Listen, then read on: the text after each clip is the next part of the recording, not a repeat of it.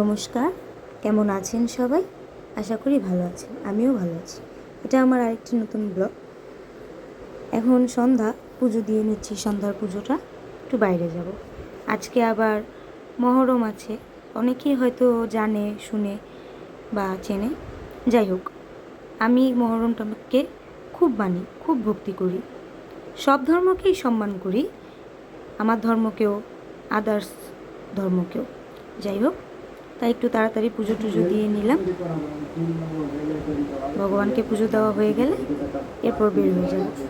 তো একটু রেডি হয়ে নিচ্ছি, স্নান করে পুজোটা দিয়ে নিলাম বিকালে, সন্ধ্যার। তো এখন রেডি হয়ে নিচ্ছি বাইরে যাওয়ার জন্য। আমাদের গলি দিয়েই মহরমের মিছিলটা যাবে, তো তাই একটু নর্মালি রেডি হয়ে নিলাম। পেছন থেকে আমার জামাই খুব চিল্লাচ্ছে, যেও না যেও না, বাইরে অনেক গন্ডগোল হচ্ছে, এটা সেটা হ্যান। যাই হোক, ভাবলাম ওর মতন ও চিল্লাক, আমি একটু বাইরে থেকে আসি। আমার মা আবার ঘোড়ার পা ধোয়াবে আমার ছেলের জন্য, মা মামি সবাই। তো এটা তো প্রতি বছর করতেই হয়, যদিও আমি ডরাই, তাই আমারটা আমার মাই করে দেয়। সো এই জন্য একটু রেডি টেডি হলাম। প্রচণ্ড গরম।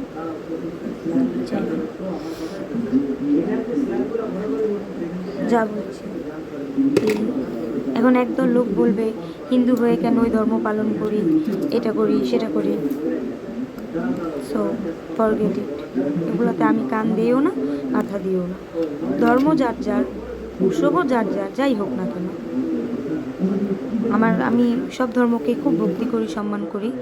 দিন শেষে সবাই আমরা মানুষ। যাই হোক, একটু সেই সময় এসে গেছে, ঘোড়াকে সাজিয়ে টাজিয়ে দাঁড় করিয়ে দিয়েছে, সবাই পা ধোয়াবে।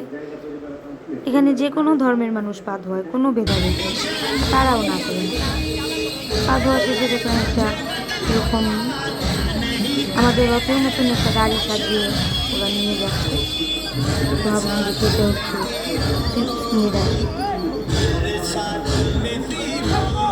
ভালোই লাগে যখন।